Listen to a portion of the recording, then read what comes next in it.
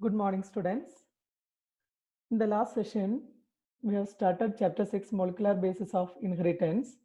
That we covered few topics like the length of DNA, structure of polynucleotide chain, salient features of double helical DNA, packaging of DNA in prokaryotes and eukaryotes, transforming principle, biochemical characterization of transforming principle.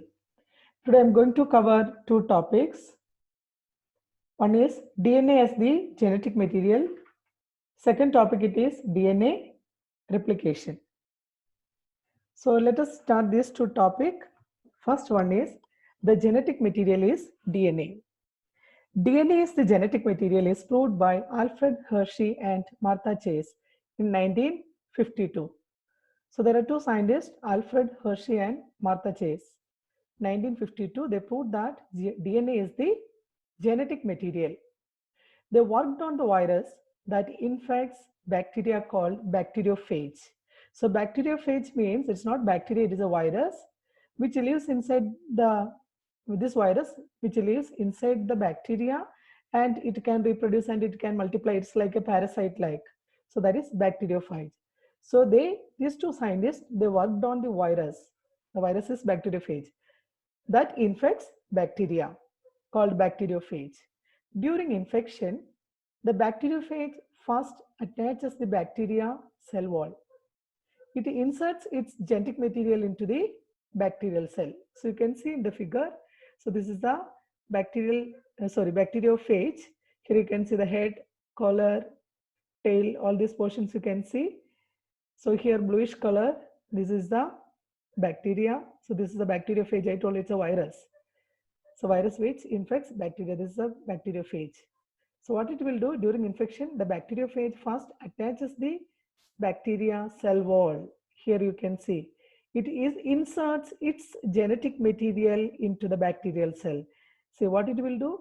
It inserts its genetic material inside. You can see here it will multiply, reproduce, or it will multiply and then making more numbers.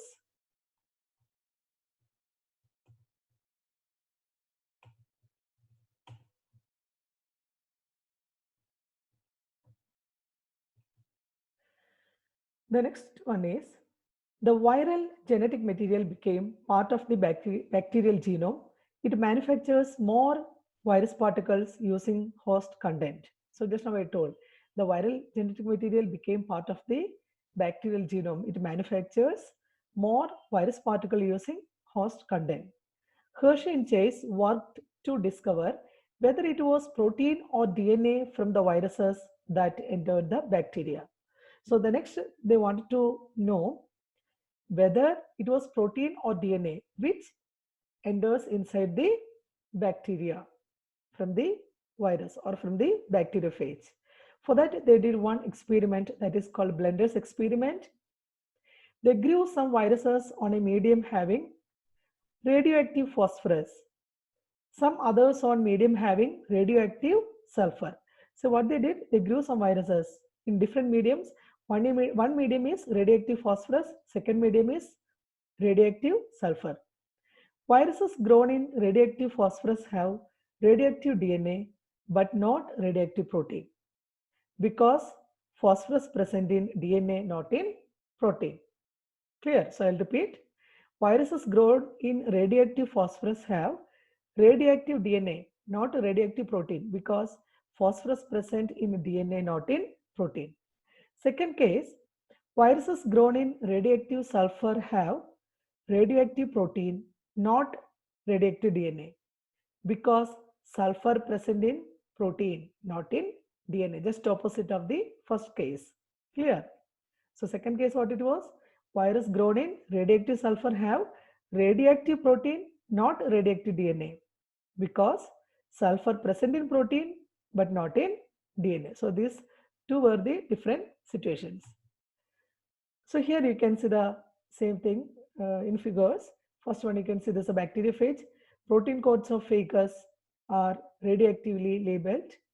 Second, you can see phagus infect the bacteria with the genetic material. Third, you can see no radioactivity enters the cell. Here you can see radioactivity is not entering the cell. But in the second situation here, you can see DNA of phagus is radioactively labeled. This was protein, this is DNA. Second case. DNA of phagus is radioactively labeled. Phagus infect bacteria with a genetic material.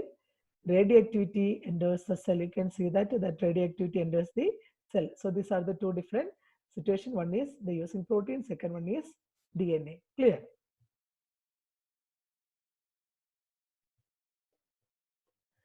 Radioactive phages were allowed to infect E. coli bacteria, Escherichia coli bacteria. The phages transfer the genetic material to the bacteria. The viral coats were separated from the bacteria surface by blender. The virus particles were separated from the bacteria by centrifuge machine. Clear? So then after that, they wanted to separate these viral particles. How they separating from the bacteria? Separated from bacteria by centrifuge machine. Then what was the observation? Bacteria infected with viruses that had radioactive DNA were radioactive. No radioactivity in the supernatant. Second observation was bacteria infected with viruses that had radioactive protein were not radioactive, but radioactivity found in the supernatant. So these two were the two observations. So what was observation? Bacteria infected with viruses that had radioactive DNA were radioactive. No radioactivity in the supernatant. Bacteria infected with viruses that had radioactive protein were not radioactive. So only for DNA, they are radioactive. For protein, they are not radioactive, but radioactivity found in the supernatant. So what was the conclusion of the experiment? DNA is the infecting agent that made the bacteria radioactive. Hence, DNA is the genetic material, not the protein. So they wanted to prove this, whether the DNA or protein is the genetic material. At last, they came to the conclusion that DNA is the genetic material, not the protein. Clear? So DNA is the infecting agent that made the bacteria radioactive. Hence, DNA is the genetic material, not the protein. Then what are the characteristics or criteria for a genetic material? First criteria, it should be able to generate its replica or replication. Okay, it should produce its own kind. That is called a replica or duplication, we can tell. So these are the criteria or characteristics for a genetic material. It should be able to generate its replica. It is called a replication. Second, it should be chemically and structurally stable. It should be little constant or stable. Then third one is it should provide slow changes, that is called mutation, that are required for evolution. That is the third point. Maybe DNA or RNA, whatever maybe this genetic material, it should provide slow changes, that is called mutation, that are required for evolution. The next point or characteristic or criteria for genetic material, it should be able to express itself in the form of Mendelian characters. You learned what are the Mendelian characters, Mendelian laws. So it should be able to express itself in the form of Mendelian character. The last point, protein does not fulfill the bacteria, hence it is not the genetic material. So protein not a genetic material. The last point is DNA, RNA and DNA fulfill the criteria because they are genetic materials. RNA and DNA fulfill the criteria because they are genetic material. So these are the criteria or characteristics for a genetic material.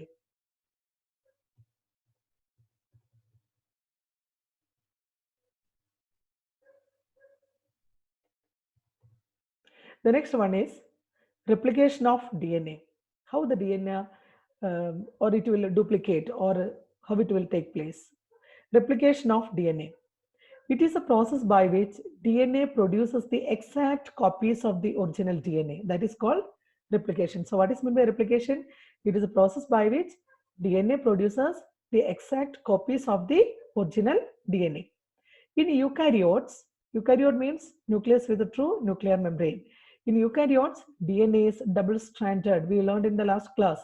It is a double helical structure or it is double-stranded, two-strand. DNA is double-stranded. The two strands are complementary to each other because of their base sequences. We told both it is opposite. One strand it is 3 to 5, another one is 5 to 3, like that they are arranged. Even the nitrogen bases, they are arranged in pairs: cytosine, guanine, adenine, thymine. These are the pairs. Okay, that we learned in the last class. So the two strands are complementary to each other because of their base sequences. The next point of DNA, semi-conservative method of DNA replication. What is meant by semi-conservative method of DNA replication? It is the most common method of DNA replication. It takes place in the nucleus where the DNA is present. As you know, DNA is present in the nucleus. So it takes place in the nucleus where the DNA is present. Replication takes place in the S phase of cell cycle. So in which phase replication will take place? S phase. Metaphase, you learned interphase, many phases you learned in the previous first year, you learned. So this replication takes place in the S phase of cell cycle. Deoxyribose nucleotides needed for formation of new DNA strands are present in nucleoplasm. So deoxyribose nucleotide, you learned what is nucleotide. Nucleotide means nucleoside and phosphate. What is nucleoside? Sugar, pentose sugar and nitrogen base called nucleoside. Nucleoside combined with phosphate in forming nucleotide. So deoxy, in the case of DNA, that is deoxyribose nucleotides needed for formation of new DNA strands are present in nucleoplasm. You learned in last class what is nucleoplasm. Nucleoplasm means this DNA is like it looks like beads on a thread. You learned inside there is a cystone octamer. This it is surrounded by DNA, that is called nucleoplasm. Then how it will take place? Replication. Let us see.